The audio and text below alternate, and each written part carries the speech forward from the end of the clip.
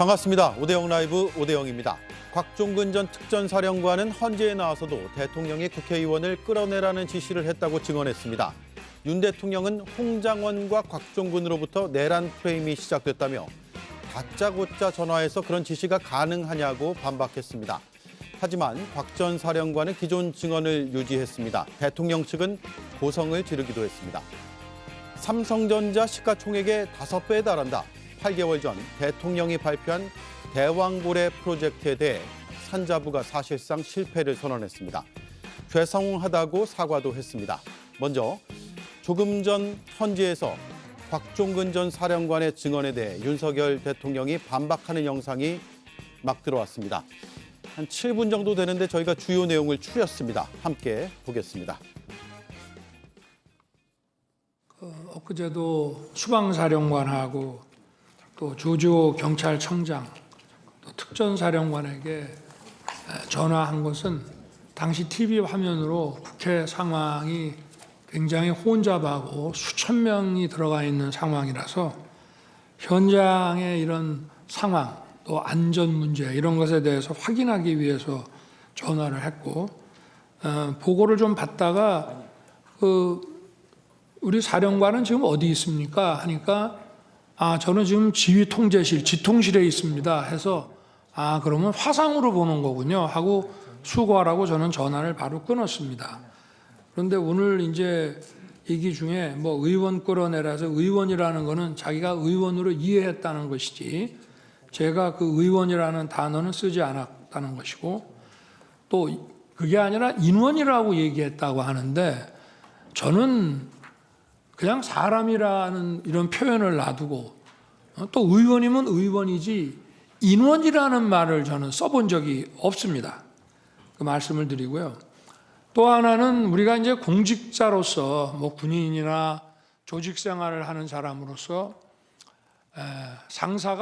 상급자가 어떠한 지시를 했는데 그 지시가 자기가 보기에 위법하고 부당하기도 한 면이 있고 또 하나는 현실적으로 그걸 이행하는 것이 현실적으로 불가능한 상황도 있습니다. 그럴 때 상급자가 그거를 이행하라고 지시를 했을 때는 먼저 이게 부당하다 이런 얘기를 하기보다는 현실적으로 여건이 이래서 하기가 좀 어렵습니다. 이렇게 얘기하는 게 기본입니다.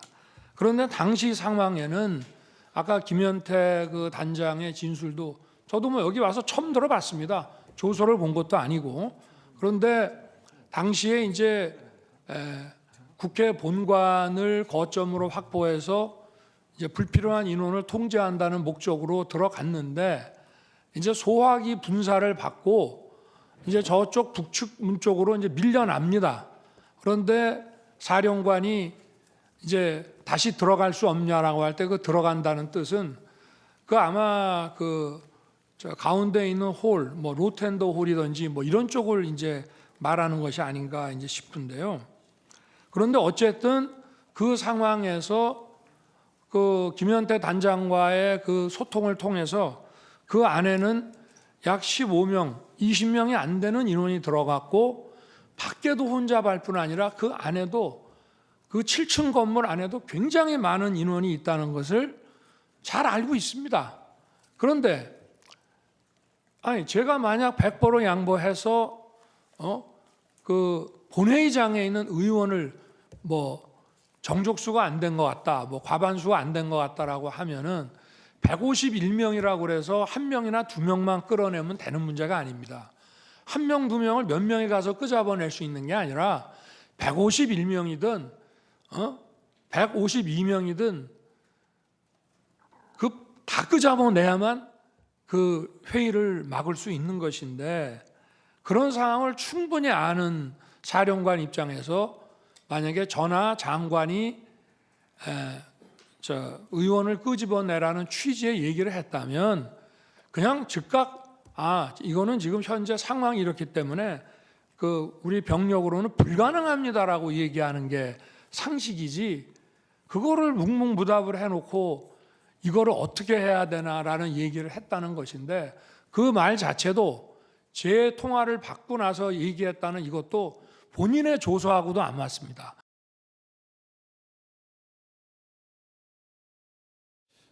예, 따져볼 내용이 상당히 많은 것 같습니다. 홍장원, 곽종근으로 인해서 탄핵 공작이 시작됐다라는 취지의 주장을 했고요. 그리고 본관에 국회 본관입니다. 15명 정도밖에는 병력이 없었다라고 재차 주장을 하고 있습니다.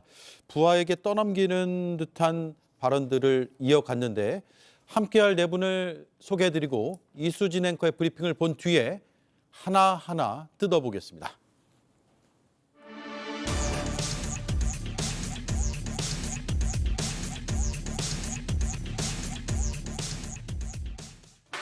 국회 유리창을 깨고 진입했던 부대가 707 부대입니다.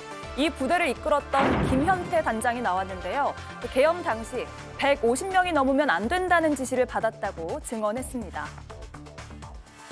제가 기억나는 거는 150명이 넘으면 안 된다고 하는데 들어갈 수 없겠냐는 식으로 좀 강한 어조가 아니고 부들은 약간 사정하는 비슷한 느낌으로 이야기했습니다. 그런데 저는 그때 150명에 대한 의미는 생각하지도 않았고 들어갈 수 있겠냐 그 단어에 바로 안 됩니다. 더 이상 못 들어갈 것 같습니다. 국회를 봉쇄하고 전기도 끊으라는 지시가 있었다고 증언했습니다. 정확하게 제가 지시한 내용은 국회의사당 및 의원회관을 봉쇄하여 건물을 확보하라고 마지막 물어보신 전기를 차단할 방법이 없겠냐고 말씀하신 거는 00시 50분에 통화한 기록이 있습니다. 하지만 김현태 단장 자신은 국회의원을 끌어내라는 지시를 받은 적이 없다고 말했습니다. 대통령 측의 상황이 유리하게 돌아가나 했지만 곽종근 전 특전사령관이 증언대에 서자 분위기는 달라졌습니다. 문을 부수고 들어가 국회의원을 끄집어내라는 대통령 지시가 분명히 있었다고 재차 증언했습니다. 문을 부수고서라도 들어가라는 말을 누구한테 들었습니까? 그건 대통령이 말씀하신 겁니다. 대통령이 말씀하셨다고요? 네. 이렇게 완고한 태도에 대통령 측은 당황한 듯 말을 끊고 증인을 윽박지르기도 했습니다. 오전 내내 눈을 감고 있었던 대통령도 변호인 옆에 바짝 붙어서 무언가를 의논하는 그런 장면들이 포착되기도 했습니다. 네. 자, 김유정 의원님 그리고 정광재 의원님. 대통령이 다급한 건가요? 아니면 억울한 건가요? 다급해 보입니다. 예. 그러니까 본인의 공소장에 적힌 내용하고도 완전히 다른 이야기를 지난번 5차 변론 때도 했었고요. 오늘도 지금 장광설을 늘어놓았습니다마는 앞뒤가 맞지 않는 궤변들 아니었겠습니까? 예. 그렇기 때문에 저는 지난번에 화요일 날 있었던 그 2명의 사령관들은 검찰에서 했던 얘기와는 엉뚱한 얘기 했습니다마는 홍장원 1차장이 진실을 얘기했다고 생각하고요. 물론 끝나고 나와서 진실을 얘기하는 게 이렇게 어려운 일인지 몰랐다라는 본인의 소회를 밝히기도 했습니다마는 오늘 다행히도 곽정근 그 사령관이 비교적 약간의 뉘앙스 차이는 조금 있었습니다마는 지난번 12월 6일 날 그 계엄 이후에 초기에 했던 진술과 다르지 않은 그런 사실들을 조금 제대로 밝혀줬다고 생각하고요. 때문에 대통령 윤석열 측에서 이제 그 변호인들도 당황을 했기 때문에 당황하면 큰 소리 나고 윽박지르게 되고 협박성 발언도 하고 이렇게 되는 것 같습니다. 말도 끊고요. 네, 말도 끊고요. 그래서 명확하게 끌어내라고 했다라고 다시 한번 본인이 했던 그 얘기를 명확히 하고 있기 때문에 지금 뭐 변호인들이나 그 피청구인 측에서 얘기하는 이야기들은 전혀 앞뒤 안 맞고요.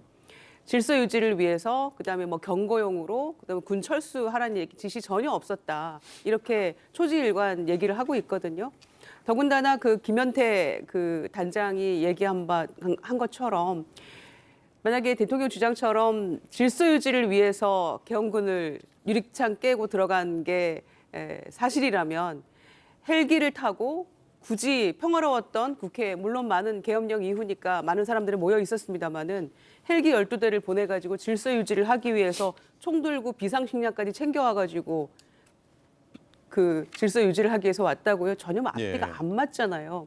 그러면서 2시간짜리 계엄이라고 주장하는 것 이런 얘기도 전혀 엉뚱한 얘기라는 생각이 들기 때문에 계엄군이 도착한 이래로 혼란은 가중됐고 국회가 엉망이 되지 않았습니까? 그것만으로도 뭐 명백히 저는 이것도 그 반헌법적이고 위법적인 그런 상황이라고 보는데 갈수록 본인들이 그 진술을 더해 갈수록 더 자백하는 방향으로 가고 있다고 판단합니다. 네. 저는 대통령 개인으로서는 당황스러운 마음과 억울한 마음 두 개의 감정이 다 혼재해 있다고 봅니다. 당황스러운 것은 그동안에 헌법재판소에서 나와서 증인신문을 했던 분들과는 곽종근 전 사령관은 완전히 결이 다른 태도를 보이고 있기 때문에, 그리고 곽종근 전 사령관이 했었던 국회에서의 발언과 지금 헌법재판소에서 하는 증언 내용이 자신에게는 상당히 불리하게 작용할 수밖에 없기 때문에 당황스러운 감정이 있을 수밖에 없다고 생각합니다. 반면에 또 억울한 감정이 들 수도 있다고 생각하는 건, 이게 한 2달 정도 지난 사안인데 사람의 기억은 일정 부분씩 왜곡될 수 있다고 생각합니다. 특히 이 해당 사항이 자신의 인생에서 굉장히 중요한 결정의 요인이 된다고 했을 때 본인은 본인에게 유리한 쪽으로 기억을 자꾸만 왜곡시킬 수 있다고 생각하거든요. 네. 그게 인지상정 아니겠습니까? 예. 그러니까 곽종근 전 사령관이 얘기한 것과 윤석열 대통령이 얘기한 것과 본인의 기억에는 어쩌면 다 맞는 말인데 상충하고 있으니까 이 상충되는 부분에 대해서 헌법재판관들이 어떻게 생각할 것인가. 그러니까 본인은 기억에 기반해서 사실을 얘기하고 있다고 생각하지만 헌법재판관은 나의 진술에 대해서 신빙성을 주지 않을 것 같다라고 한다면 억울한 마음이 있을 수 있겠죠. 예. 자, 곽종근 전 사령관의 증언 내용도 영상이 들어와 있습니다. 바로 보겠습니다. 국회 내에 의결 정적수가 안 채워진 것 같으니 예. 문을 부수고라도 안으로 들어가서 의원을 다 끄집어내라. 라고. 예. 제가 표현하고 아니 내용은 지금 말씀은 또 다른데 아직 의결 정족수가 채워지지 않은 것 같다. 예. 빨리 국회 문을 부수고 들어가서 안에 있는 인원들을 밖으로 끄집어내라. 인원이라 그랬어요? 인원. 의원이 아니고 예, 인원. 인원들을 밖으로 끄집어내라. 그럼 150명 얘기는 언제 했어요? 150명 얘기는 이제 이건 대통령 얘기가 아닙니다. 그건 아니, 자꾸 이러잖아요. 말이 달라지잖아요. 아까 분명히 대통령으로부터 들었냐라고 했더니 150명 들은 기억이 생각났다. 나중에 얘기를 그거는 들어보니. 김용현 전 장관 얘기하고 하면서 했던 거, 대통령이 어딘 건 제가 방금 말했던 세 마디 줄 그게. 그러면 150명 이야기는 들은 바는 없습니까? 예, 그때 당시 나중에 제가 듣고 기억했다고 방금 말씀드렸지 않습니까? 예, 알겠습니다. 제가 대통령이 말씀하신 그 워딩은 딱 그 세 줄이었습니다. 예. 자, 아직 정족수가 안 채워진 것 같다. 문을 부수고죠. 문을 부수고 들어가서 안에 인원을 끄집어내라라는 것을 대통령한테 직접 들었다고 증언하고 있습니다. 다만 150명이냐라는 표현은 대통령한테 들은 것이 아니라 국방부 장관한테 들었다라면서 김용현 전 장관을 지목을 했습니다. 김용남 의원님 그리고 윤지관 의원님 한 말씀씩 해주시죠. 일단 뭐 의원이었다가 요원이었다가 오늘은 인원까지 나왔는데 전체적인 맥락을 보면 국회의원을 끄집어내라는 취지인 거는 명확합니다. 예. 전후 사정으로 볼 때 의결 정족수 또는 당시 김용현 국방부 장관한테 들었다는 150명 이건 다 국회 의결과 관련된 내용이잖아요. 그러니까 국회의원들을 끄집어내라고 한 거는 전후 문맥상 명백함에도 불구하고 계속 뭐 의원이냐 요원이냐 뭐 이런 걸 갖고 지금 어떤 진술의 신빙성을 지금 탄핵하려고 하고 있는데 네. 그래서 이게 대세에 지장이 있나 모르겠어요. 그리고 그 김현태 특임단장이 다른 거에 대해서는 이야기를 안 했습니다만 150명은 들었다고 또 오늘 증언을 했잖아요. 예. 150명 누구나 다 아는 내용이죠. 사실은 국회의원 300명 중에 절반이 150명인 거고 절반 이상이 계엄의 해제를 요구하면 국회 의결로서 해제되는 절차를 그날 밤에 진행하고 있었고 그거와 관련된 상황인데 자꾸 그게 국회의원이 아니고 뭐 요원이다 아니면 계엄군을 끄집어내란 얘기였다라고 하는 건 전 국민을 상대로 뭐랄까요? 너무 수준 낮은 말장난을 하고 있다는 기분을 네. 지울 수가 없습니다. 예, 대통령이 의원도 아니고 나는 인원이란 표현을 써본 적이 없다 이렇게 주장을 하면서 한마디로 국회의원을 끌어내란 지시를 한 적이 없다라는 반박을 하고 있습니다. 근데 그러면서 그 얘기를 하고 두세 마디 뒤에 그 7층 건물, 예. 국회 본관이 7층이잖아요. 그 7층 건물에 인원이 많았다 이런 표현을 바로 했어요 또. 아, 본인 입으로요? 네, 본인 입으로 인원이라는 단어를 바로 사용을 했습니다 오늘. 예. 이 논란의 핵심 시작은 출발을 보면 12월 6일이죠. 12월 6일 날 민주당 의원과 곽정근 사령관과의 이 질답이 유튜브로 생중계되면서 당시의 상황을 최초로 이제 공개를 하게 됐죠. 그때 이제 곽정근 사령관의 진술의 얘기가 어떻게 됐냐면 요원이라는 단어를 처음 쓰게 됩니다.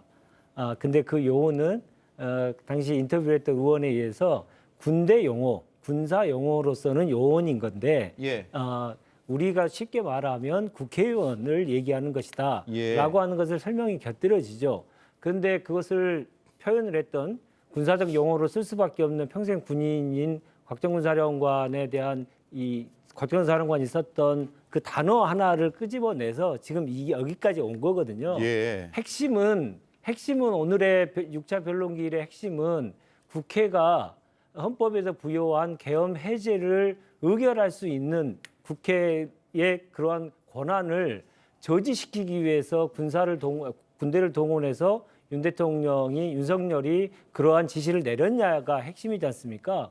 그러한 핵심적인 내용들에 대해서는 계엄령 12.3 계엄령 이후에 직후에 있었던 지금과 같이 많이 혼탁되고 오염된 상황이 아닌 그때 당시에 모든 사람들이 관련자들이 증언을 했고 특히나 검찰의 공소장에서도 오늘 말을 바꿨던 며칠 전에 말을 바꿨던 이진우 수방사령관이죠. 이진우 수방사령관에 대한 검찰 공소장에도 문을 부수고 들어가서 4인 유계적으로 끌어내라라고 하는 지시를 분명히 받았다라고 하는 것이 공소장이 분명히 기재되어 있고 그것은 이진우 사령관도 공개적으로 증언한 바 있습니다. 예. 그래서 결국은 이 논란은 사실 아주 부차적인 내용이고 진실을 국민들이 다 생중계로 알고 있는 내용임에도 불구하고 본인들의 형사 재판, 그러니까 내란과 관련된 형사 재판에 유리하게 하기 위해서 자신들의 형량을 낮추기 위한 노력을 하는 것 같은데 탄핵 심판과 관련돼서는 전혀 본질에서 벗어난 내용을 계속 얘기하고 있다 이렇게 보입니다. 자, 중요한 부분을 짚어주셨는데 지금 오늘 우리가 주목해야 될 부분을 말씀하신 것 같아요. 인원이냐 의원이냐라는 용어의 차이, 기억의 차이가 아니라 본질은 계엄 시에도 국회의 기능은 무력화시킬 수 없는데 그걸 하려고 시도했느냐, 실제로 어떤 행위들을 하였느냐 이거 아니겠어요? 그렇습니다. 그러니까 본질은 요원이건 인원이건 의원이건 일단 차치하고요. 예. 계엄군이 국회에 들어왔다는 거 일상을 깨고 그 사실만으로도 저는 충분하다고 생각합니다. 이 탄핵 심판과 관련해서는요. 그런데 중요한 거는 이제 조금 추가적으로 말씀드리면 김병주 의원의 인터뷰를 들어보면 사실 작정하고 유튜브를 찍으려고 간 게 아니고 12월 6일 날 계엄 3일 후에 항의 방문을 하러 간 거 아닙니까? 예. 특전사에. 그런데 박선원 의원하고 입구에 도착을 했는데 조금 두려웠다는 거예요. 예. 계엄 며칠 지나서. 그래서 혹시라도 우리가 그 안에 억류될 수도 있으니까 유튜브 라이브를 켜고 들어가자라고 해서 켜고 들어갔다는 거예요. 예. 그래서 가장 어쩌면 무방비 상태에서 계엄과 가장 근접한 그 날짜에 기억에 정확하게 의존해서 얘기를 하게 되는 장면이 라이브로 나가게 된 겁니다. 그런데 이 특전사령관이 요원, 인원 이런 얘기를 하니까 이게 정정을 해준 거죠. 왜냐? 이게 군인들이 입에 붙어서 요원, 인원을 많이 쓴다는 인원도 거죠. 많이 쓰죠. 그렇죠. 예. 그래서 그 이후에는 계속 의원 이러면서 국회의원 이런 얘기를 계속 쭉 그런 표현을 사용을 하거든요.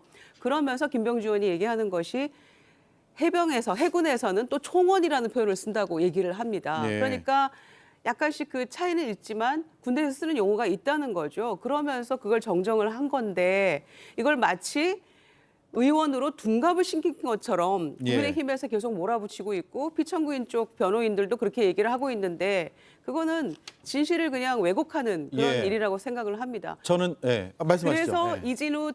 이진우 그 수방사령관도 화요일 날 나와서 계속 본인의 진술을 거부하고 다른 얘기를 했습니다마는 이 특전사령관의 라이브 방송을 보고 나도 하겠다라고 본인이 요청을 해서 그 유튜브를 또 참여하게 됐다는 거예요. 그러니까 네. 초기 진술 지금 2달 지나서 기억이 가물가물해졌다면 약간 기억에 오류가 생겼다면 초기 사흘 후에 있었던 그 기억이 가장 정확하지 않겠습니까? 그러니까 그때 진술과 검찰에서 한 진술이 상당 부분 일치하고 있다는 것만 봐도 그때 기억이 맞다라고 우리가 판단할 수 있는 건데 지금 이런 논란은 완전히 그냥 이 상황을 교란시키는 거라고 저는 생각합니다. 예, 교란시키는 것이다. 인원이냐 의원이냐. 저는 인원이라는 표현을 들으니까 지난해 국회 청문회에서 최혜병 사건과 관련해서 민간인 이종우를 아느냐 그랬더니 임성근 전 사단장이 그런 인원은 모른다라고 해서 인원이라는 표현을 썼었거든요. 그게 막 기억이 나더라고요. 아마 시청자들께서도 어느 정도 기억하시는 분들이 있을 텐데 이런 인원이라는 것에 너무 부차적인 것에 지금 매달리는 쪽으로 헌재 6차 변론이 흘러가고 있는 것이 아니냐라는 의견들이 있는데 어떠세요, 두 분은?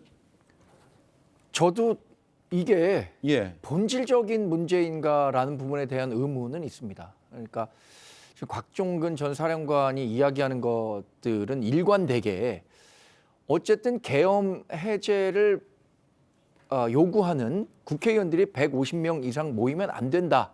그렇기 때문에 그 사람들을 밖으로 데리고 나와야 한다라는 요지의 일관성은 있거든요. 예, 그런데 그 대화라는 것은 곽종근 전 사령관이 들었다고 하는 얘기와 말했다고 하는 사람 간의 차이가 있다고 할 수 있겠죠. 네. 지금 윤석열 대통령은 초기에는 그렇게 말할 만한 기회가 없었던 겁니다.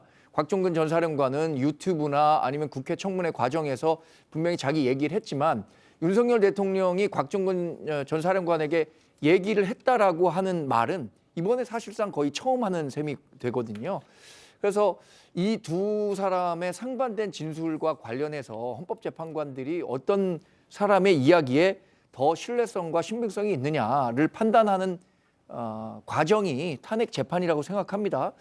그러니까 우리가 좀 차분하게 그 결과를 지켜볼 필요가 있다고 생각합니다. 예. 그러면 재판부가 이렇게 좀 핵심에서 약간 비켜나 있거나 부차적인 문제, 용어의 문제 이런 것들을 묻긴 하지만 어쨌든 본질로 돌아와서 판단을 하겠죠. 김용남 의원님. 예, 기본적으로 가장 중요한 내용은 뭐 지난번 5차 변론기일에서는 스스로 인정을 했습니다만 선관위의 군 투입은 내가 지시했다라고 대통령이 자백을 했잖아요. 예.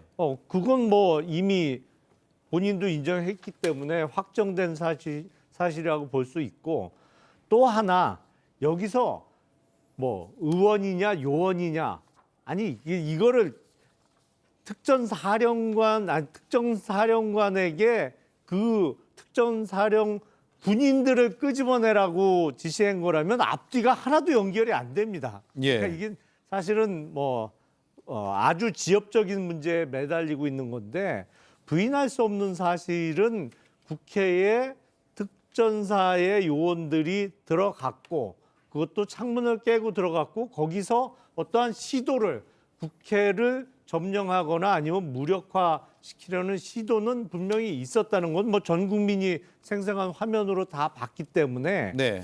오히려 이 헌법 그 재판소의 심판 기일이 거듭될수록 정말 자괴감이 들 수밖에 없는 게 2년 8개월 동안 저런 인물이 대한민국의 대통령으로 집권을 하고 있었나라는 진짜 국민으로서의 자괴감만 자꾸 깊어지는 것 같습니다. 예. 대통령의 오늘 법정 안에서의 모습 또 카메라에 많이 잡혔는데요. 혹시 준비되어 있으면 앞서 우리가 본 장면 다시 한번 봐도 좋을 것 같습니다. 대통령 측은 예 아니오로 답하시오라고 강압적인 태도도 보이기도 했고요. 대통령은 자꾸 이렇게 상의하거나 메모를 하거나 혹은 대리인단에 바짝 붙어서 뭔가 이렇게 코치하거나 하는 모습들을 볼 수 있었습니다. 왜냐하면 곽종근 전 사령관의 진술이 일관되고 물론 표현이나 약간의 세부적인 내용에서 본인의 기억과 다른 부분에 대한 얘기가 있긴 했습니다만 큰 틀에서 이 입장이 유지되고 있으니까 이렇게 고성이 나온 거 아닌가라는 생각도 들고요. 또 대통령 측에서 이런 얘기도 했어요. 대통령의 지시였다면 묵살한 것이냐 그러면 하면서 좀 글쎄요 씹었냐 이런 표현까지 썼습니다. 그래서 곽종근 전 사령관이 이런 고성을 많이 들으면서 압박감 속에서 진술을 하고 증언을 하는 게 아니냐라는 뭐 우려를 하시는 분들도 있고 보는 시각에 따라서는요. 그래서 네 분의 의견 한번 들어보겠습니다. 대통령 측의 혹은 대통령의 행동이 좀 지난 변론기일 때와는 좀 달라 보이긴 하거든요. 그런데 질문을 하는 태도나 뉘앙스나 이것에 대해서 조금 뭐 불쾌하게 들었을 수는 있을 것 같습니다. 그래요? 그런데 네. 저는 이거 굉장히 핵심적인 질문이라고 생각합니다. 대통령으로부터 곽종근 전 사령관이 이런 지시와 명령을 받았다면 김현태 특임 단장에게 그 이야기를 했는지 안 했는지가 중요한데 특임 단장은 그런 지시를 곽종근 사령관에게 받은 적이 없다고 얘기하니까 그러면 실제로 명령을 받았는데 왜 명령이 전달되지 않았는지 그러면 전달되지 않았다는 것은 혹시 명령을 받지 않았던 것은 아닌지라고 추론할 수도 있기 때문에 상당히 핵심적인 질문이었다고 생각하는데 관련해서 곽종근 전 사령관이 조금 더 이 부분에 대해서는 책임 있는 답변을 했었어야 한다고 생각합니다. 이 질문과 증인을 신문하는 과정에서의 태도가 문제가 아니라 본질적인 질문에 답을 했어야 한다는 거죠. 예. 다른 의견은요? 아마 대통령 측은 마음 같아서는 진짜 탄핵이 기각되고 직무에 복귀하면 그 명령을 묵살한 거로 곽종근 사령관 같은 경우에 항명죄로 잡아놓고 싶을 거예요. 예. 그런 얘기를 한 것 같아요. 속내를 내비친 것 같은데 곽종근 전 사령관은 오늘 분명히 증언을 했습니다. 사실은 대통령이나 당시 국방부 장관으로부터 계엄군을 국회에서 철수시키라는 그 지시를 받은 적도 없다. 근데 철수는 국회에 계엄 해제가 의결되는 것을 보고 내가 지시했다라고 이야기를 했거든요. 그러니까 김현태 특임단장에게 어떠한 대통령의 지시를 전달을 안 했다면 그게 불법하고 부당한 명령이기 때문에 전달을 안 했을 뿐이지 전달 안 했다고 해서 대통령이 아예 그런 지시를 내린 적이 없다라고 추론하는 것은 글쎄 너무 아전인수가 아닌가라는 생각이 듭니다. 예, 제가 왜 이 질문을 드리냐면 재판부에서 보기에는 대통령 혹은 대통령 측의 이런 행동들 혹은 표현들 고성 압박하는 듯한 모습들 이런 것들을 보고도 판단할 수 있기 때문이잖아요. 네. 윤재관 의원은 어떻게 보셨습니까? 네, 그 점도 이제 당연히 영향을 미칠 거라고 생각하고요. 조금 더 하나 더 생각해 보면 지금 여러 관련자들의 진술들이 계속 이어지고 있는데 핵심은 누가 일관되게 진술을 하고 있느냐입니다. 당시의 상황과 당시 직후의 상황과 두 달이 지금 지난 상황에서 자꾸의 진술이 바뀌고 거짓말을 더하는 윤석열과 거짓말과는 거리가 먼 일관된 진술을 하는 사람이 딱 두 사람이 있습니다. 지금 홍장원 그리고 곽종근 이 두 사람의 진술은 계엄 직후부터 지금까지 계속 진술이 일관되고 있는 모습이 헌재 심판 과정에서도 여실히 드러났습니다. 나머지는 이제 진술을 거부하거나 중요한 내용들을 진술을 안 하거나 또 헌재 심판은 무시하고 형사재판에서 얘기하겠다라고 하는 여인형 같은 그런 사람들도 다양히 있습니다만은 어느 자리에서든 일관되게 진술한 사람에게 헌재는 더욱더 신뢰를 가질 수밖에 없다. 그리고 예. 그 진술이 국민들에게도 더 신뢰를 더 높이는 것이다. 이런 상황들이 지금 계속 전개되고 있다고 생각하고요. 많은 얘기들이 오고 가고 있습니다만은 결국 증언이 지금 엇갈리고 있다 이렇게 판단할 것이 아니고 내란숙의 윤석열이 자꾸 거짓말을 계속 늘어놓으면서 사태의 본질을 변론기일의 본질을 계속 흐리고 있다. 그러나 그렇게 흐리는 동시에 국민들의 판단은 더욱더 명확해지고 있다. 이렇게 저는 평가합니다. 예. 사실 피청구인 윤석열의 말도 계속해서 바뀝니다. 이를테면 부정선거 하나만 가지고도요, 뭐 증거가 명확하게 있고 이렇게 얘기를 했다가 나중에는 단순히 선관위 시스템을 좀 점검해 보려고 했다라는 쪽으로 말이 바뀌지 않습니까? 그런데 누가 상식적으로 들어도 시스템을 단순히 조금 보려고 점검해 보려고 가면서 야구방망이 들고 케이블 타이 들고 그렇게 군인들이 출동을 합니까? 총 들고. 이게 있을 수가 없는 거짓말을 버젓이 하고 있는 거예요. 그러니까 본인 말도 계속해서 바뀝니다. 게다가 더해서 금방 2시간 만에 그리고 군 다 철수하라고 해서 금방 철수하지 않았냐 이렇게 본인이 얘기했는데 그거 거짓말이잖아요. 곽종근 사령관은 자 대통령이 얘기했던 바대로 경고용 그다음에 그 시민을 보호하려는 어떤 그 얘기도 없었다. 시민 보호하기 위해서 철수해라 이런 말도 없었고 군 철수 지시도 없었다. 그래서 군만 이용당한 거 아니냐 이런 자괴감 든다는 취지의 옥중 노트도 쓰지 않았습니까? 게다가 더해서 의원이 됐건 요원이 됐건 그 빼낼 사람이 없었다는 거 아닙니까? 그 통화하는 시점에는 들어가 있지 않았기 때문에. 네. 그러니까 들어가지도 않았는데 빼내기 위해서 들어가야 된다는 그런 말도 안 되는 상황이 성립이 된다고 지난번에도 말씀을 드렸는데 그러니까 기가 찬 거죠. 들어가지 않은 상황에서 빼내기 위해서 유리창을 부수고 요원들이 들어갔다가 다시 나와야 됩니까? 본인들이? 그러니까 앞뒤 안 맞는 이야기고요. 저는 지금 갑자기 뭐 대통령 지시를 묵살한 것이냐, 뭐 항명이냐 이렇게 지금 윽박지르고 있는데 그 윤석열 피청구인이 했던 이야기가 있어요. 부당한 명령이라면 군인들이 따르지 않을 걸로 나는 생각했다. 이렇게 얘기해놓고 이제 와서 항명이냐 이렇게 큰 소리 치고 있는 거고요. 그 다음에 나머지 2명의 사령관들이 있지 않습니까? 이진우, 그다음에 그 여인영이요? 방첩사령관. 두 사람은 또 어떤 취지로 얘기했습니까? 검찰총장까지 지낸 대통령이 법을 어련히 알아서 잘 했을까 생각해서 그냥 그렇게 했던 거다. 이런 얘기를 했어요. 그러니까 피청구인이 북치고 사령관들이 장구치고 이런 상황이 돼버린 건데 곽종근 사령관은 초지일관 같은 진술을 하고 있지 않습니까? 그러면은 검찰의 진술 조서나 이런 것들을 다 헌재에서 가지고 보고 그다음에 이 증인 신문을 하고 이런 상황에서 누구 말에 더 신빙성이 있겠습니까? 예. 상식적으로 판단을 해야죠. 예. 자, 그리고 대통령 측에서는 곽 전 사령관을 박범계 민주당 의원 사진을 거론하면서 민주당에서 회유했다라는 주장도 했는데 이거 뭐 굳이 안 다뤄도 되겠죠? 예. 왜냐하면 대통령 측에서는 주장을 했고 앞서 이제 김유정 의원 잠시 반박성 발언을 하셨고 또 지난 시간에도 우리가 다뤘기 때문에 이 부분은 넘어가겠습니다. 자, 그리고 김현태 707 특임단장이 오전에 나왔는데 국회의원을 끌어내라는 지시는 없었다라는 주장을 했고요. 그래서 앞서 국회에서 했던 발언을 뒤집은 듯한 거 아닌가라고 많은 시청자들이 궁금해하시거나 의아해하실 것 같은데 발언 내용을 자세히 한번 들어보겠습니다. 김영두 재판관이 그 발언에 대해서 검찰 조사 당시에 진술이 있지 않느냐 이렇게 지적을 하니까 다시 시인하는 듯한 모습을 보이기도 했거든요. 보시겠습니다.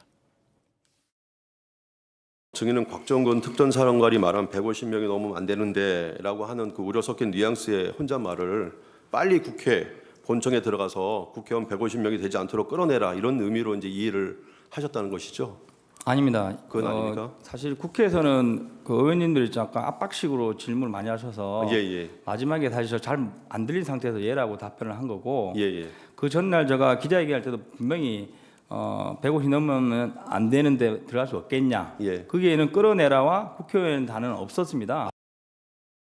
증인이 이제 검찰에서 진술한 내용, 이제 오늘 아까 증인이 진술한 대로 되어 있다라고 한 그 조서 내용을 보면 그 이광희 부단장 등 그 부대원들이 현장으로 출동하지 않고 영내에서 대기하고 있던 부대원들이 다른 여단의 부대원들한테 들었는데 그때 사령관이 화상의 마이크 켜놓은 상태에서 막 지시를 막 했는데 그 중에 국회의원을 끌어내라라고 싸고 사령관이 지시하는 내용도 다른 여단의 부대원들이 들었다.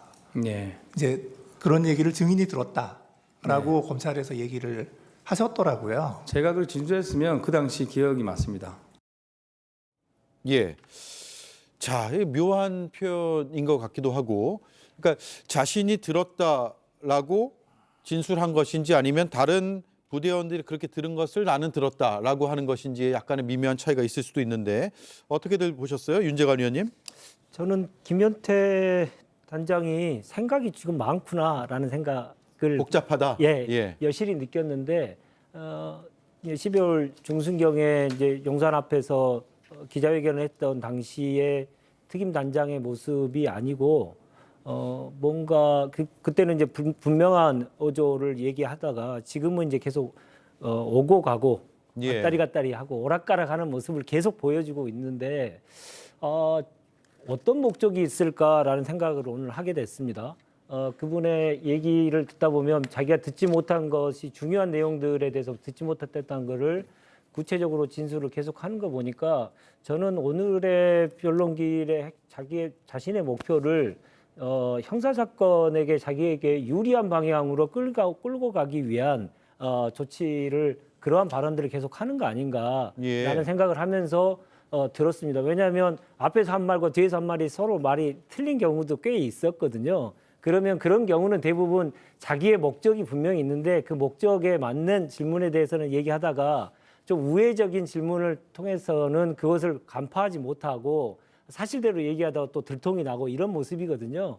결국 이제 김현태 단장의 모습을 보면 사람이 진실을 얘기하고 있지 않고 자기의 목적을 위해서 지금 얘기하고 있구나라는 생각을 했고요. 예. 그러면 왜 그렇게 했느냐를 따져보면 이제 그 이전에 계엄 이전에 그 내란숙의 윤석열과 술자리를 많이 했다라고 하는 내용들이 민주당 의원들을 통해서 많이 이게 얘기가 됐고 그런 것들에 대한 이제 결과를 좀 지켜봐야겠습니다만 그런 주장들이 많이 있었고 또 내란숙의 윤석열이 골프를 많이 쳤었는데 그때 특임단 소속에 있는 사람들과 골프를 쳤었다라는 증언도 좀 계속 있는 거거든요. 근데 결국 이제 본인은 빠져나가야 되겠고 빠져나가는데 과거 윤석열과의 관계 이런 까지 고민하다 보니까 네. 자기 본인 생각 자체가 흐트러진 그런 모습을 오늘 노정됐다 이렇게 보입니다. 예. 자, 마지막으로 김현태 특임 단장의 발언 중에서 150명과 관련된 부분이 있거든요. 이것도 듣고 나서 이야기를 이어가겠습니다. 증인은 150명이 넘으면 안 된다. 들어갈 수 있느냐 이런 말을 듣고 무리라고 대답했다. 이거 말씀 맞죠? 네, 맞습니다. 예.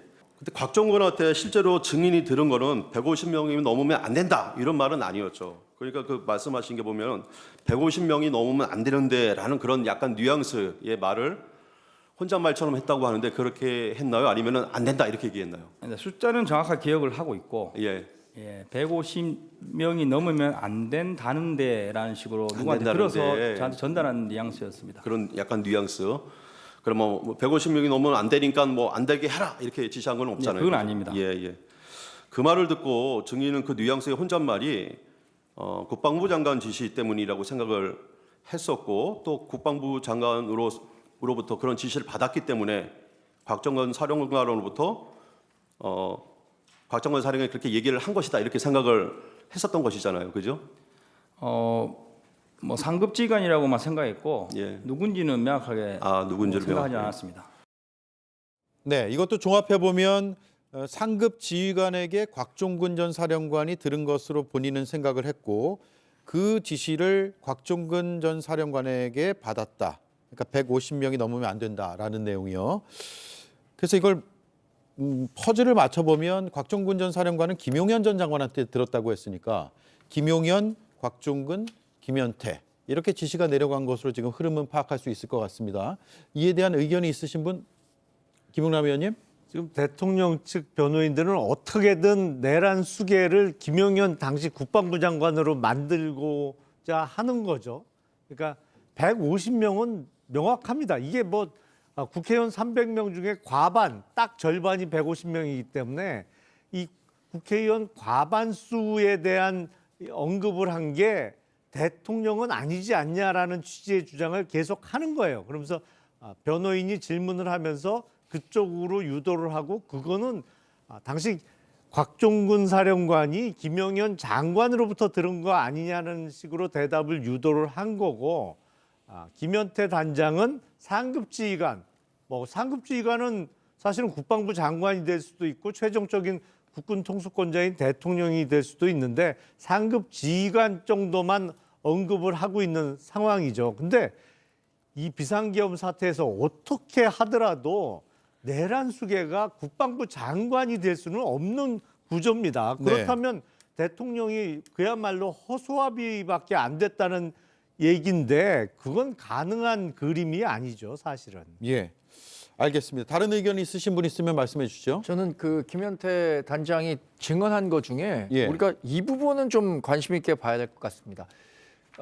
그쪽에 국회에 간 게 임무의 목적이 봉쇄와 확보에 있었다고 생각하지 국회의원들의 출입을 금지시키려고 한 거, 그러니까 출입을 금지시키라는 명령은 받은 적이 없다라고 예. 한 부분은 아마도 이 내란 재판과 관련해서는 국회의 권능을 무력화시킨다. 그러니까 계엄 해제의 국회 권한을 무력화시키기 위해선 국회의원들의 출입 금지가 있어야 하는데 예. 출입 금지까지 자기가 명령을 받았던 건 아니다라고 얘기한 부분에 대해서 헌법재판관분들이 나름 판단을 하겠지만 이 부분은 대통령에게 유리하게 작용할 수 있는 건 아닌가라는 판단을 하고 있습니다. 예. 아니 그거는 조금 오해를 하신 것 같아요.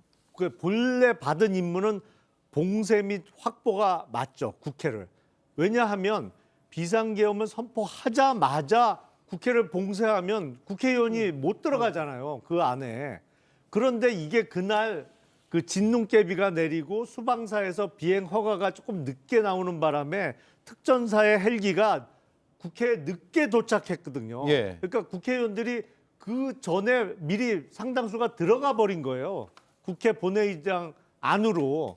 그렇기 때문에 본래 받은 임무는 봉쇄 및 확보가 맞습니다만 특전사의 출동이 늦어지면서 나중에는 그 국회 안에 들어가서 끄집어내야 되는 상황이 만들어진 거죠.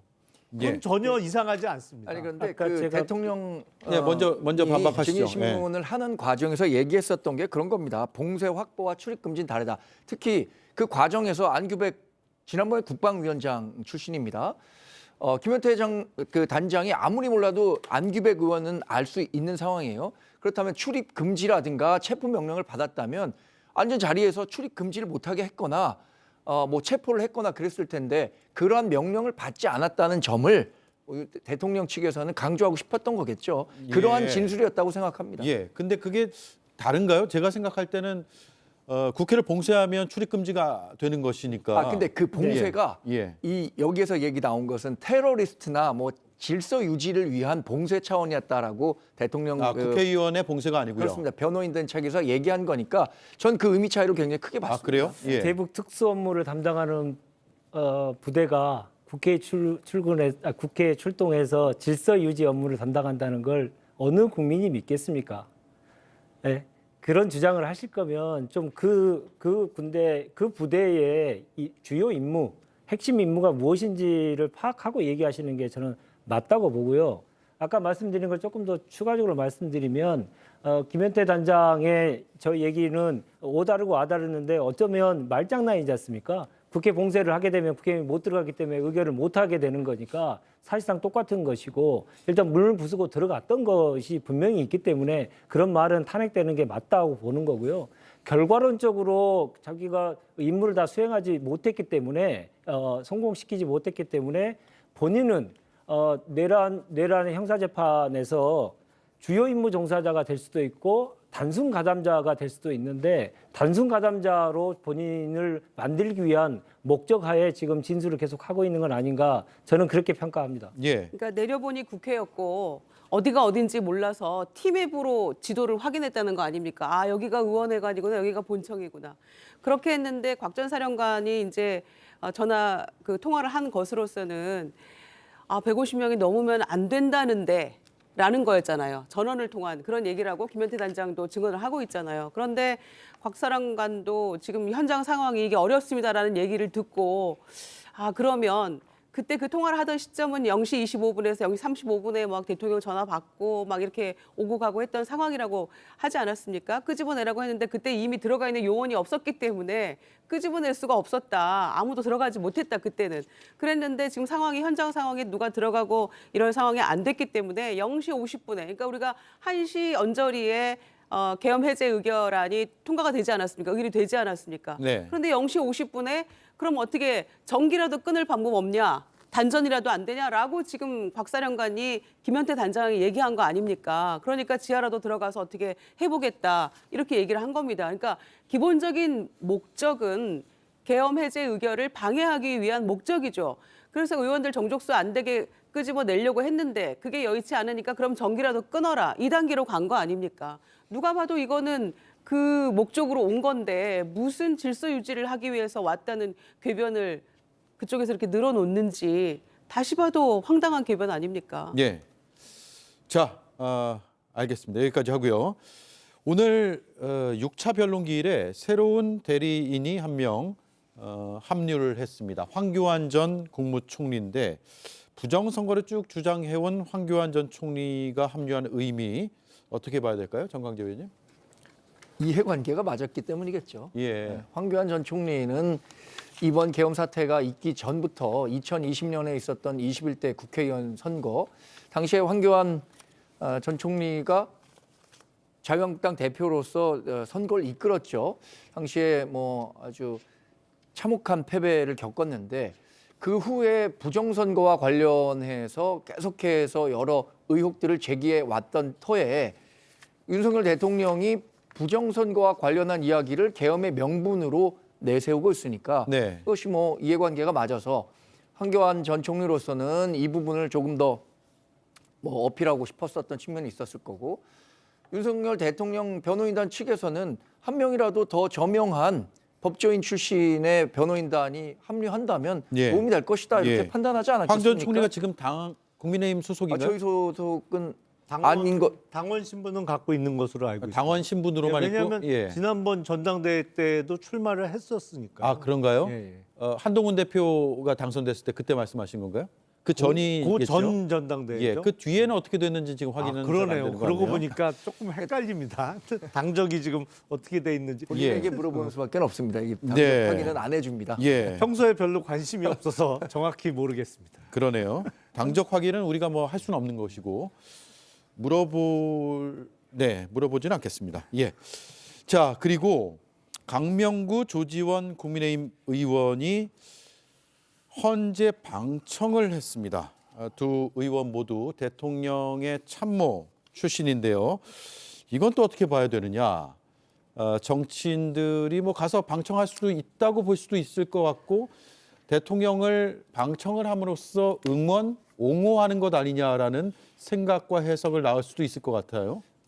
두 분께 뭐 차례로 들어보죠. 제 기억으로는 강명구 조지원 의원은 사실은 대선 캠프부터 시작을 했습니다. 예. 대선 캠프에 있다가 대통령실에 뭐 한 사람은 비서관, 또 한 사람은 행정관으로 들어갔고 그리고 작년 4월 총선에 영남 쪽에 공천을 받아서 국회 입성을 했는데 어떤 측면에서는 정말 은혜를 많이 입었다고 본인들이 생각할 수 있을 것 같아요.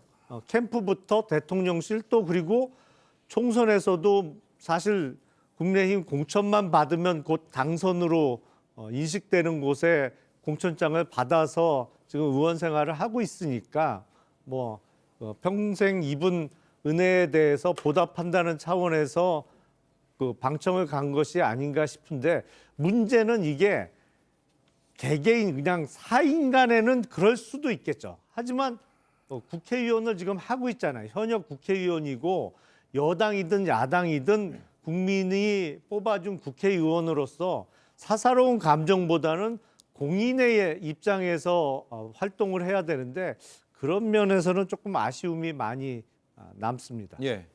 근데 우리 당 지지자 가운데는 대통령 탄핵에 대해서 여전히 반대하는 여론이 당내에 훨씬 많기 때문에 뭐 그런 것들이 반영됐을 수도 있다고 생각하고 지금 김 의원님 말씀하신 것처럼 두 사람은 대통령과 특별한 인연이 있습니다. 대통령 후보 시절부터 1년 가까이 지냈고 대통령실에 가서도 한 1년 6개월 정도 근무를 했었고 국회의원이 되는 과정에서도 뭐 이른바 친윤이라는 타이틀을 가지고 유리한 지역에서 공천을 받을 수밖에 없었기 때문에 그런 뭐 개인적인 인연이 바탕이 됐다고 생각하고 이게 네. 당과 논의해서 두 사람이 이 헌법재판을 참관하겠다라고 조율이 된 것은 아닌 것으로 알고 있습니다. 그러니까 지난번에 우리 비대위원장과 원내대표가 그 정치적인 해석을 경계하고 개인적인 신의로 면회를 하겠다라고 했음에도 불구하고 상당히 논란이 됐는데 예. 그거보다는 뭐 정치적인 의미가 크다고 생각하지는 않습니다. 예.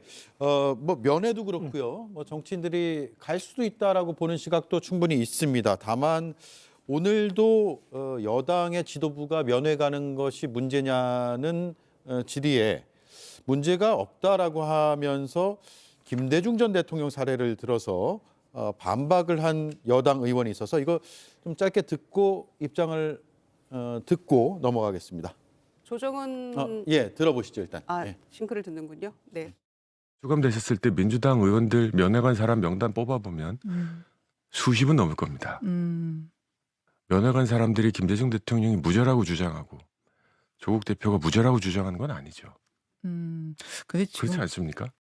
그래서 인간적 도리로 가서 괜찮으냐, 잘 지내냐 라고 묻는 거가 계엄을 옹호하는 거다라고 하시면 그건 약간 형평성에 문제가 있을 수 있다. 예. 비교할 걸 비교를 해야죠. 어디다가 김대중 대통령을 갖다 붙입니까?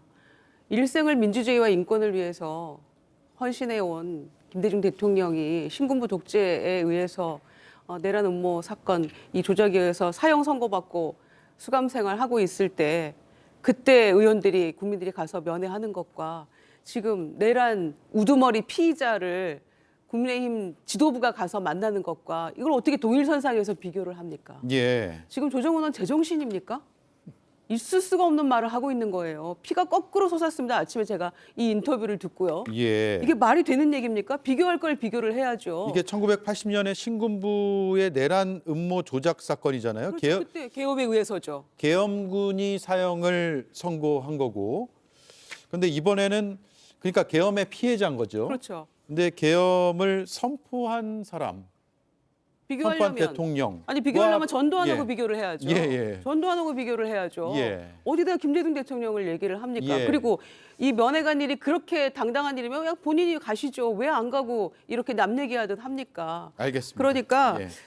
이 조정훈 의원이 민주당계 그 비례대표로 당선된 분 아닙니까? 그러다가 국민의힘으로 갔는데 할 얘기가 있으면 그냥 윤석열 그 피청구인 얘기만 하세요. 김대중 대통령 얘기 끌어붙이지 말고요. 예. 우리 김영준 네. 의원님 흥분하셔갖고 저도 저 조정훈 의원이 김대중 대통령을 면회한 것과 비교한 것은 좀 잘못됐다고 생각합니다. 네. 그런데 이렇게 한번 물어보고 싶습니다. 그럼 이화영 경기부지사 대북 송금으로 재판받는 과정에서 정성호 의원을 비롯해서 많은 민주당 의원들이 가서 면회했습니다.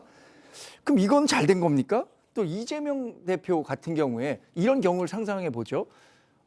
이번에 뭐 실형이지만 집행유예를 받아서 구속은 되지 않았어요? 근데 이재명 대표가 2심에서라도 구속이 된다. 선거법 위반으로요.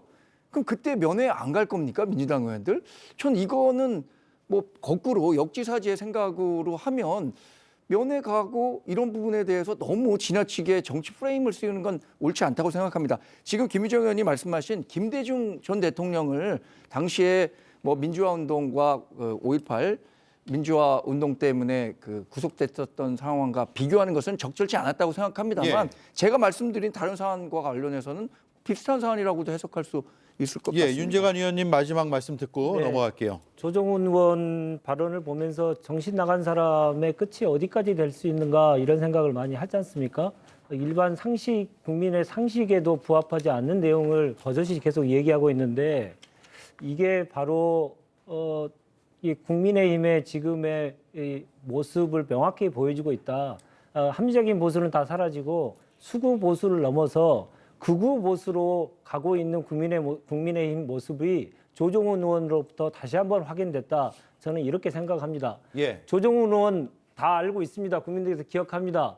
많은 국민들이 이 문제를 제기를 많이 했고 정말 천인공노할 일이죠. 김건희를 두둔하는 일에 정말 앞장섰던 의원 아닙니까? 그렇게 해서 낯짝이라도 있으면 정말 입을 닫고 있어야 될 텐데 이제 또 입을 여니 또 다른 배설이 또 나오고 있죠. 조정훈 의원과 관련돼서는 꼭 드리고 싶은 말씀이 있습니다. 총선 당시에 조국혁신당은 단 한 석도 얻을 수 없을 것이라고 단언했던 사람이고요. 이태원 참사의 국정조사를 반대했고 국회가 그러한 역할을 하는 거는 수사의 전문성이었기 때문에 아무것도 하지 말아야 된다고 얘기했던 사람입니다. 이번에 백골단 기자회견에 관련해서는 김민재 의원이 사전에 알았다면 안 했을 것이라고 얘기하면서 두둔했던 사람입니다.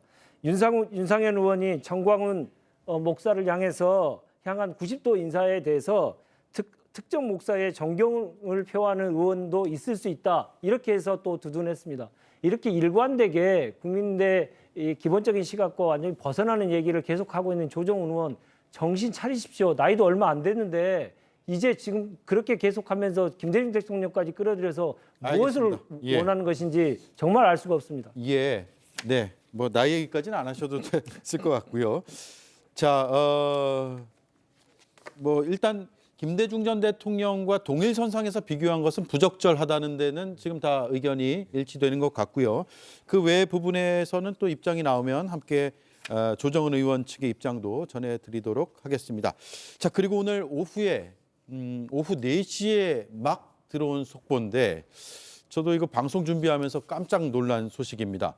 정부가 대왕고래 프로젝트의 실패를 사실상 인정을 했습니다. 산자부가 경제성이 부족하다고 했고요. 가스도 불충분하다라고 발표를 했습니다. 그리고 추가 시추도 안 하기로 결론을 내렸고요. 1차 발표 때 그러면 왜 그런 발표를 했느냐라는 의문이 생기는데 그때는 정무적인 영향이 많이 개입이 됐다라고 정부가 발표를 했고요. 주식시장에 영향이 있을 수도 있었고 생각지도 못한 피해가 우려되기 때문에 지금 발표한다면서 실패를 사실상 인정을 했습니다. 죄송하다고 사과를 했고요. 근데 8개월 전을 우리가 한번 돌이켜 보면 우리도 많이 다뤘거든요, 이거. 김용남 의원님은 제가 질문하니까 감이 이상하다.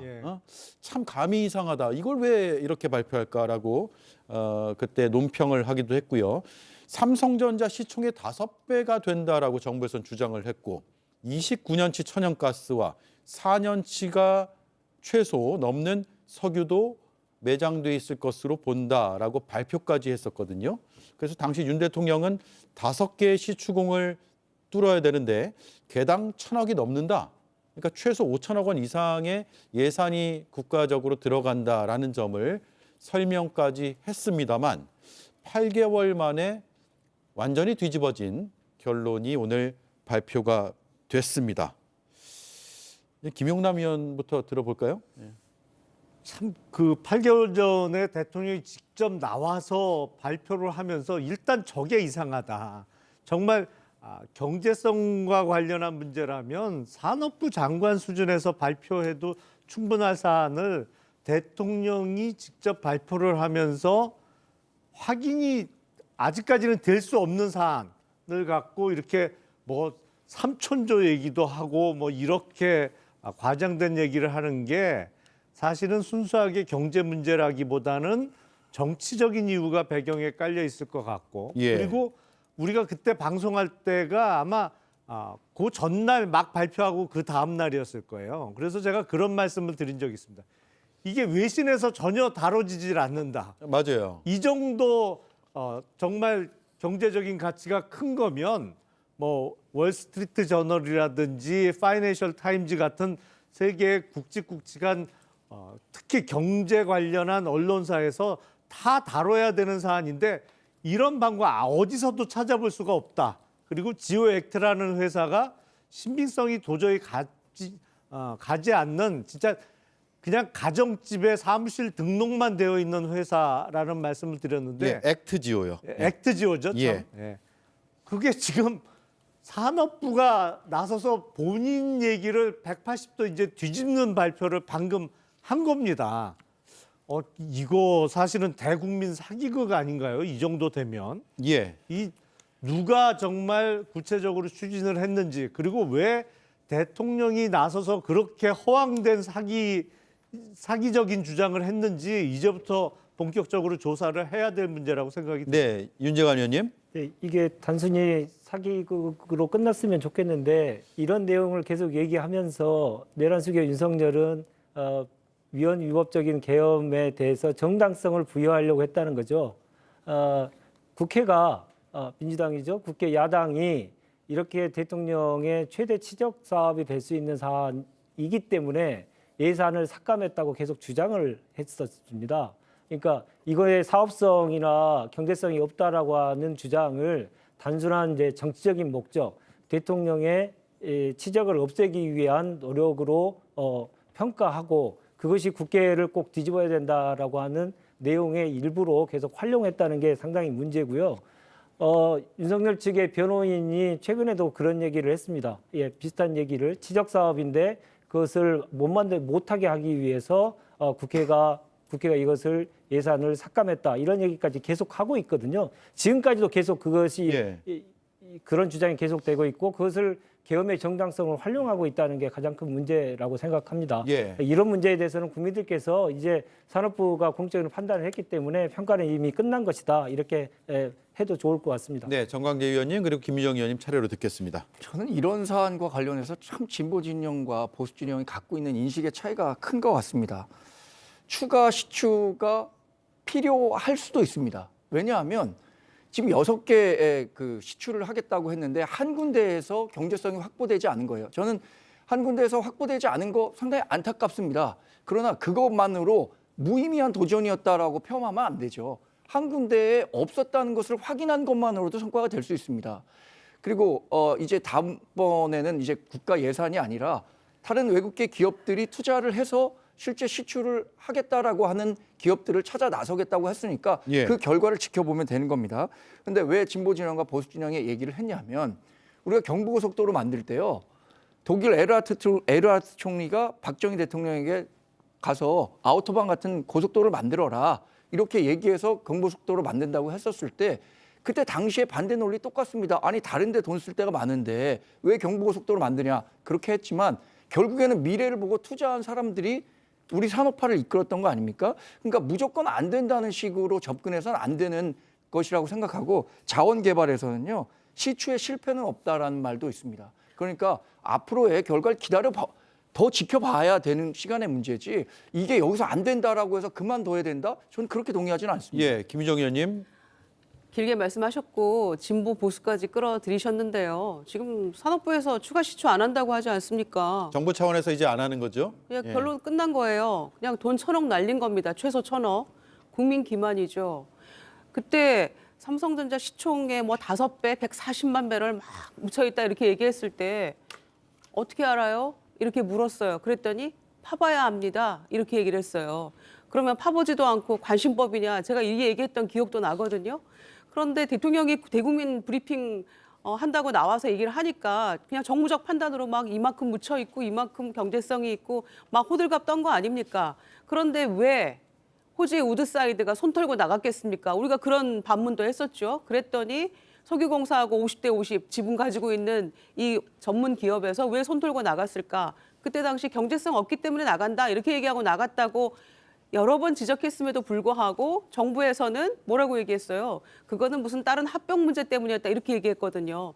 결국엔 국민 기만한 겁니다. 대통령이 그냥 작정하고 대국민 브리핑 하니까 산업부가 따라간 거죠. 그게 정무적 판단이라고 지금 애써 포장해서 얘기하는 거 아닙니까? 그러니까 그때부터 사기였고 결과적으로 사기였고 국민 기만이고 세금 낭비고 이렇게 된 거 아닙니까? 누가 책임질 거예요? 예, 자 의견이 다른데 제가 잠시만요. 정광재 의원 말씀 듣고 짧게 해주셔야 됩니다. 지금 오늘 다룰 게 많습니다. 그리고 드릴게요. 정말로 경제성이 없다고 판명 났으니까 이렇게 얘기하시는 거죠. 실제로 그런데 시추해봤더니 경제성이 우리가 20%의 가능성이 있었으니까 경제성이 있었다라고 판명 났었으면 그러면 우리 국민들이나 아니면 민주당 지금 이렇게 신랄하게 비판하는데 그럼 그때는 어떻게 반응했었을까요? 잘했다고 박수 치죠. 아이고 그동안 반대했었던 거잖아요. 예산 삭감하고. 파보면 안 되더니 나왔네라고 박수 쳐야죠 그때는.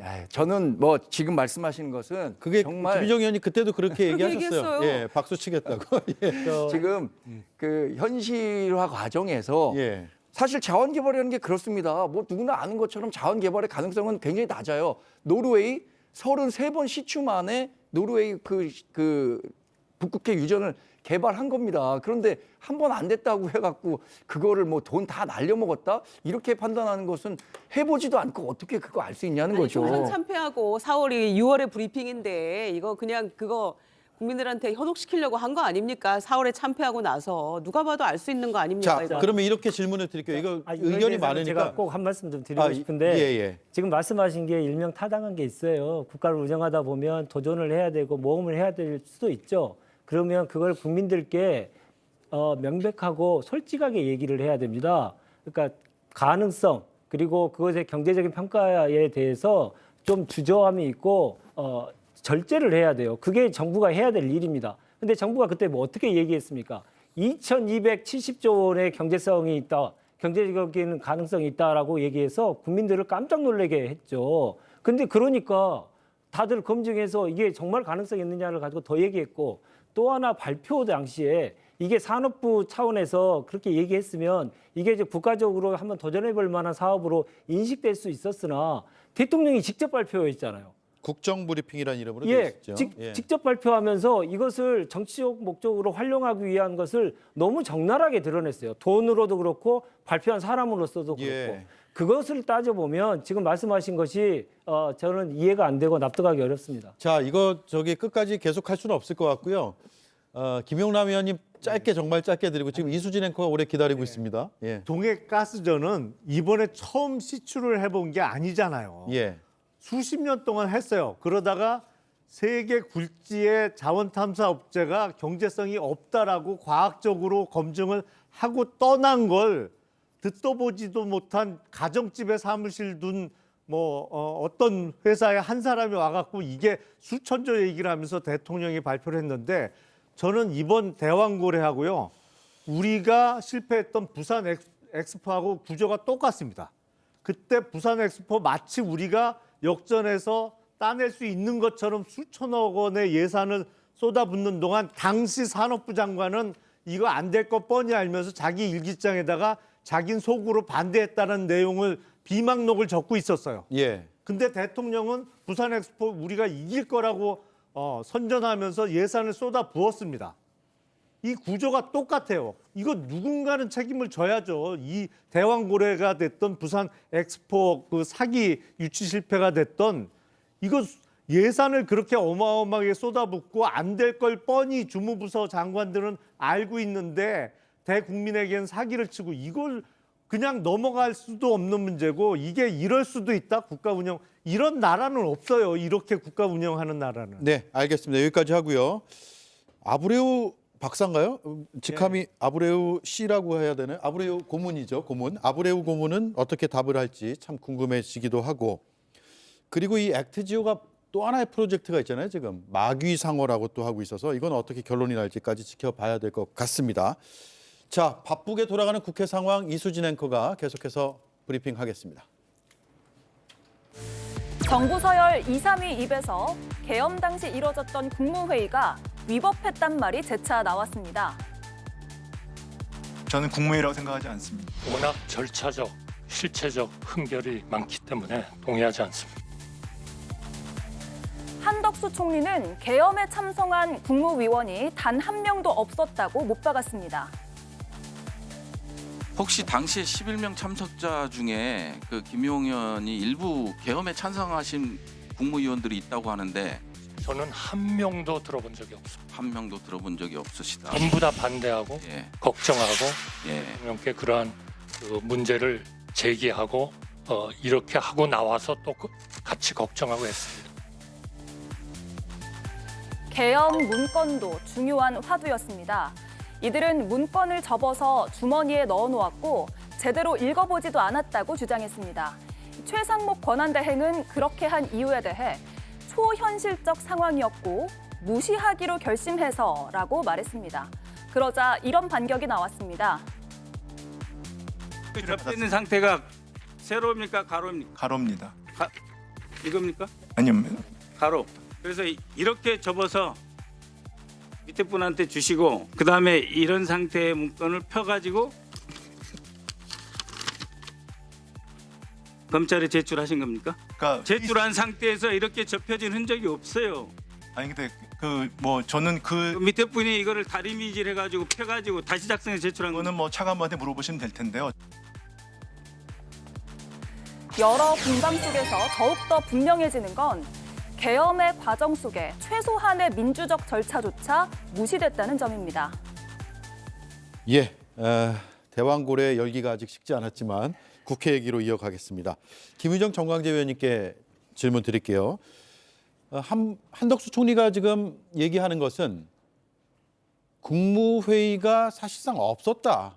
이거 국무회의 아니다 이런 얘기거든요. 그렇게 본다면 아예 계엄령의 최소한의 요건 절차도 갖추지 못했다라고 우리가 결론 지어도 되는 거 아니에요? 그렇습니다. 당초에 그렇게 결론이 났었죠. 왜냐 행안부에서도 회의록조차 없다라고 보고가 됐거든요. 그러니까 그거는 정상적인 국무회의가 아니라는 것은 심지어 그 행안부의 이 국무회의 회의록 작성의 그 담당이 행안부 아닙니까? 그 행안부 장관도 이상민 전 장관도 심지어는 계엄 요건이 안 됐고 뭔가 정상적인 게 아니었다라고 이 진술을 하고 있거든요. 그리고 한덕수 총리도 국무회의가 정상적인 절차가 아니었다라는 얘기를 이 부분에 대해서는 초지일관 얘기를 하고 있어요. 그런데 김용현 장관이 찬성하는 국무위원도 있었다. 다 반대했다고 얘기했었는데 다른 사람들은. 그러니까 이거는 이 반헌법적 계엄에 대해서 뭔가 정당성을 조금이라도 확보하기 위한 의도적인 거짓말이 아닌가 생각이 되고요.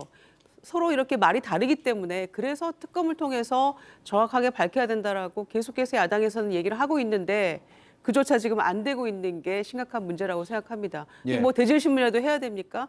국무회의가 정상적이지 않았다는 것은 누구나 알고 있는 건데 국무위원들의 찬반 여부도 회의록이 없기 때문에 모르는 상황에서 서로 반대되는 얘기를 하고 있기 때문에 특검이 필요하다고 생각합니다. 예. 그 헌법 82조의 국무회의와 관련한 규정이 있죠. 대통령의 국법상 행위는 문서로서 하고 부서한다. 이 부분과 관련해서 지난번에 비상계엄이 위헌 위법적인 소지가 있었다라고 판단이 되고 있는 거고 네. 그렇기 때문에 우리 당에서도 계엄은 잘못됐다라고 얘기를 하고 있는 겁니다. 다만 우리 당이 갖고 있는 공식 입장은 그것이 탄핵에 이를 만큼 중대한 위헌 행위냐 이거는 탄핵 재판이 본 궤도에 올랐으니까 그 결과를 지켜보자는 거고요. 지금 한덕수 국무총리가 당시를 회상한 것과 김용현 전 국방장관이 이야기하는 것은 다른데 이것은 다수의 의견이 있을 거라고 생각합니다. 왜냐하면 뭐 당시에 그 국무회의에 참석했다는 다른 사람들도 반대한 사람만 있었지 찬성한 사람은 없었다고 하니까 예. 지금으로서는 김용현 전 국방장관이 뭐 한 2명쯤은 찬성했던 것으로 기억한다라는 말이 신뢰성을 얻기는 어렵겠죠. 본인 포함해서 찬성한 사람이 있다는 거 아닐까요? 구속 상태에 계셔서 제가 잘 모르겠습니다. 거기까지는 뭐 다루지 않기로 하죠. 자, 그러면 윤재관, 김용남 위원님 이렇게 되면 하자가 있는 국무회의라는 점은 사실상 국무총리가 확인을 한 셈이고 이것이 위법하다라는 것까지도 우리가 판단해 볼 수 있을 것 같은데 그게 탄핵 심판이나 아니면 형사재판은 뭐 이걸로 기소되지는 않았지만 어떤 영향을 줄 것인가라는 궁금증도 생기고요. 앞으로 한덕수 총리의 이 발언들, 이 증언들은 어떤 국면을 낳을 것으로 보세요? 첫째 이제 두 가지로 보이는데 그 국민의힘에서는 비상계엄이 잘못됐다. 예. 옳고 그름을 가지고 얘기를 하죠. 그건 적절하지 않죠. 매우 부적절한 단어 선택이죠.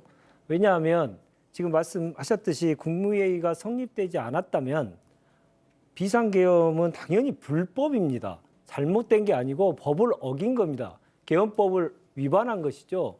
그렇게 되면 현행법을 위반한 것이기 때문에 그건 당연히 탄핵 사유의 주요한 사유가 될 수밖에 없는 것이죠. 근데 그러한 것들을 피하기 위해서 잘못됐다 얘기하면서 또 탄핵은 안 돼야 된다 이렇게 말도 안 되는 논리적으로 모순되는 주장을 계속 하고 있는 것이고요.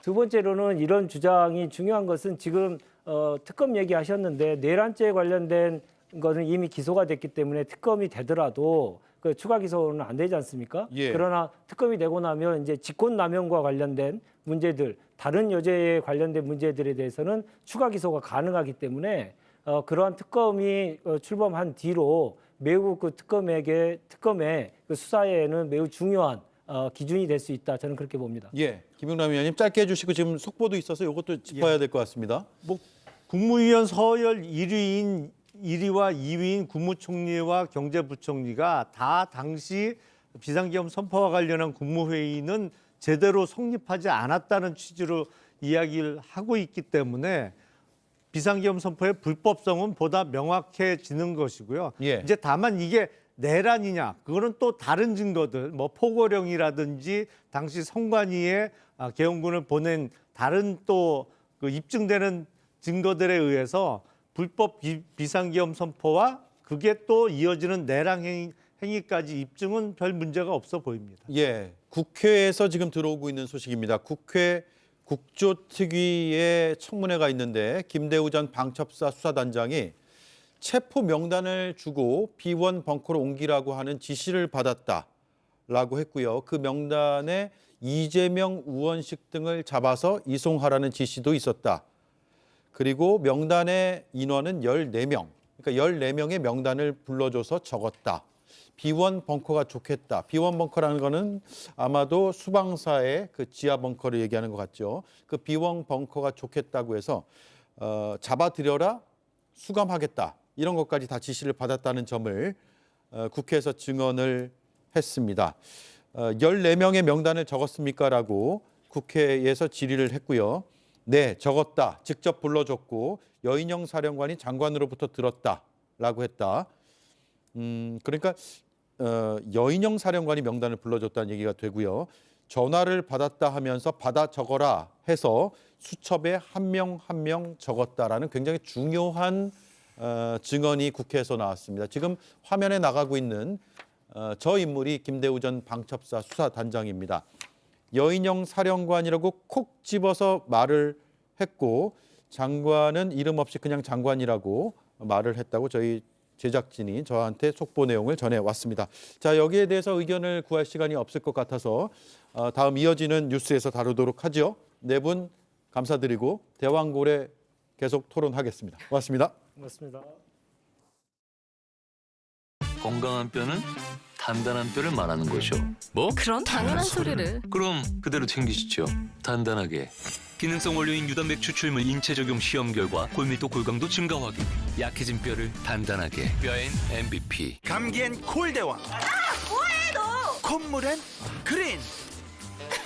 기침엔 블루. 고환엔 레드. 증상별로 색다르게 콜대원. 밤에도 쩌반? 강남이 부러워할 비즈니스 인프라. 엠파이어 스테이트를 뛰어넘는 스케일. This is the real high-end. High-end Work Edition. 신건교 클라우드 시티. 주문하신 소파가 나옵니다. 소파를 주문 즉시 받았다면 그건 성급한 소파일 뿐 자코모는 아니지. 이것이 1등 소파 브랜드의 퀄리티 정신. 소파는 결국 자코모. 이는 90년대 후반에 발견된 동해 가스전의 300배가 넘는 규모이고 우리나라 전체가 천연가스는 최대 29년, 석유는 최대 4년을 넘게 쓸 수 있는 양이라고 판단됩니다. 최소 5개의 시추공을 뚫어야 하는데 한 개당 1,000억 원이 넘는 비용이 들어갑니다. 뜬금없었던 국정 브리핑 뒤 막대한 예산을 책정해 대왕고래 프로젝트를 시작했습니다. 경제성이 삼성전자 시가총액의 5배로 추정된다고 했죠. 8개월 지난 오늘 산자부는 이 프로젝트가 실패했음을 사실상 인정했습니다. 경제성 있는 가스전으로 보기 어렵다고 했습니다. 8개월 전 발표는 정무적인 영향이 많이 개입됐다며 죄송하다고 했습니다. 이제 냉철히 따져봅시다.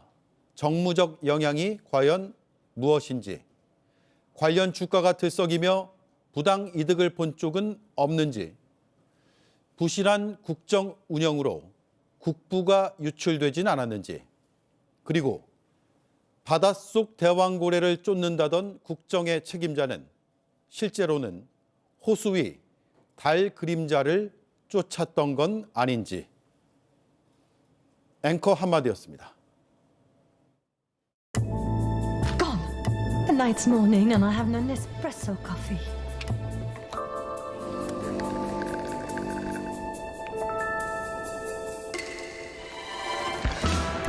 Nespresso. What else? 들코락스. Good morning. Good condition. 상쾌한 아침 뭐든 할 수 있지. 변비가 당신의 하루를 막고 있다면 자연스러운 장리듬을 찾아주는 들코락스. Can you feel it? All around and deep, deep down. Life on, Sealy. 감독님, 선발 기준이 뭡니까? 고함량 아미노산, 에너지 충전부터 회복까지 이 모든 걸 짧은 시간 안에 해낼 수 있는지 30분 안에 포텐 폭발. 올인원 아미노산, 하이뮨 아미노 포텐. 네, 오대영 라이브 마치겠습니다. 바로 뉴스룸이 이어집니다. 내일 뵙겠습니다. 고맙습니다.